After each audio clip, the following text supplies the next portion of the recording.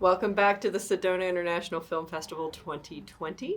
I'm Tanya Junemore, and I want to thank the Sedona Advertising Agency, Broadcast Rentals, and the beautiful Sedona Rouge for making this media room a success and happen.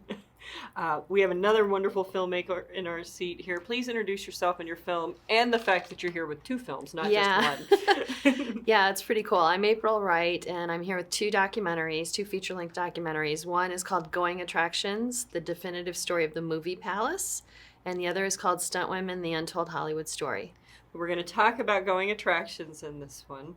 But first, how does it feel to be here at the Sedona International Film Festival for your premiere of both of these films? Yeah, it's the Arizona premiere of both of them. It's really cool. I think this is a great festival. Two things I've noticed here. First, they treat filmmakers really well, so it's a joy to be here. And also, I've noticed the festival's been here for 26 years, and you have a lot of sold-out screenings, and your audience is sophisticated because of that, because they've been going to this festival and seeing so many different types of films, that they're really smart. The questions are really smart, and they're very experienced and very knowledgeable about film, so that's really cool too. Yeah, and it gets everybody involved. I love it when the whole community is part of the festival, so that's really amazing. And when our filmmakers like yourself come away and with that, that really gets to the nugget and the core of what this festival is really the community about. Supports it. It's all intertwined, so it's really great. So I want to show the trailer so we can get caught up, and then we'll give a little talk about this one. Okay.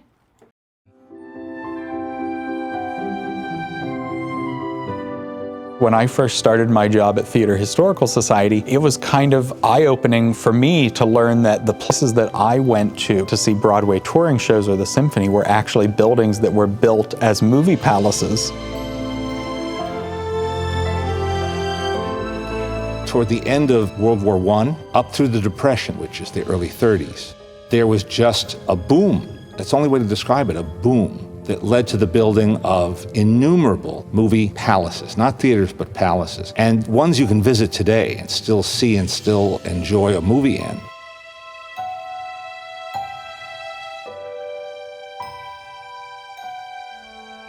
Seems so incredibly lavish. You wonder how anybody could conceive of them, or why they would build such structures just to go to the movies. As Marcus Lowe, the famous showman and businessman, said, "We don't sell tickets to movies, we sell tickets to theaters."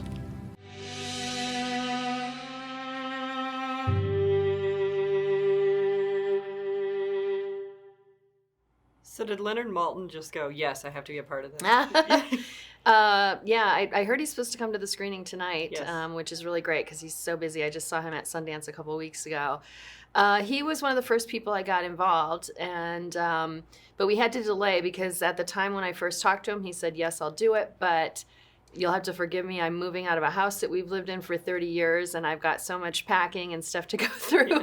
So I had to catch up with him, a few months later and schedule the interview. That was probably the hardest part of making the film, because I knew I wanted each interview to be in a movie palace, and the logistics of getting into those places, a lot of them that are not currently open or not open all the time, as well as the interviewee, and sort of, getting all that to line up was one of the biggest challenges of the film. But it looks beautiful. It gives you something to look at, while each person's on screen. How did you choose the movie palaces that you went to?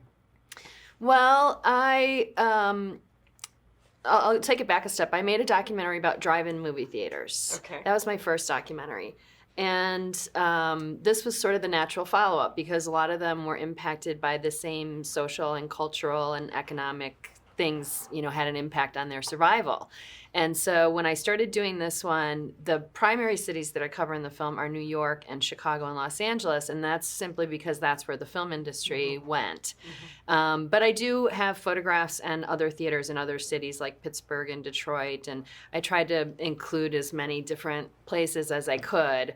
But a lot of the big ones, and especially a lot of the big ones that are left, are in some of those cities. Yeah. And you were saying that it follows the entire path of the movie palace. It's not just here's the beginning or here's the ones that have been redone. Right. What was new in discovery for you during that? Well, yeah, the film covers, so it goes to the beginning of cinema. It talks about how penny arcades started and then Nickelodeons, and then once movies became more of a draw, they had to build these palaces. The tagline I say is other countries built palaces for their royalty or even for their religions, but here we built palaces to see movies. And this is on the verge of the Great Depression, that most of them were built in the teens and in the 20s, spending millions of dollars at that time to create these really ornate, extravagant buildings. So it just shows how important film industry has been to this country. And film has been a major export from this country since the beginning of cinema. So it goes through why they were built and all the features, but then what happened? What happened when most of them were built in our downtowns, and we had a situation after World War II where there was suburban incentives to build out into the suburbs, and a lot of these places ended up in neighborhoods that were not so good, and so a lot of them eventually got destroyed, or they went through different phases. And we cover all of that all the way up to the present day, where people are trying to save and preserve the ones that are left. Is that movement, does it fulfill you to know that there are people out there that want to see these? Yeah, saved? I mean, what I discovered is that it really does just take often one individual or group to stand up to the wrecking ball and to say, this building means something. Historically, it means something. It means something as a gathering place for our community. And when that happens, sometimes they're saved. Sometimes they're still lost. Right. But, one thing I learned when I was making the film, I didn't know Radio City Music Hall was a movie palace through most of its life. And I also did not know it was almost torn down in 1978. The Rockefellers announced they were going to close and demolish it. And there was a woman who was a dancer at Radio City Music Hall, not even a Rockette. She was a ballet dancer because they had stage shows at that time. And she formed the Show People's Committee to Save Radio City Music Hall, and it's there today because of their efforts. What a story. So that's something I did not know when I started the film. What a story. So more of those type of stories in this film. When is your next screening? It's tonight at 7 at the Mary D. Fisher. And it's sold out, I believe? I think it is. Yeah, if you could get tickets, this is one that I think that people will enjoy, the story of the historical part of this and what's happening we are today. booking it theatrically. Obviously, it's about theaters, so it is playing at the Harkins in Scottsdale March 6th through 12th. So if anybody is in that area, it's going to be playing there for a week. And so is there a website or a social media just feed? goingattractions.com has all the information. All right, so thanks for being here. Sure. I think that the audience out there will really like this one. It's a lot of history.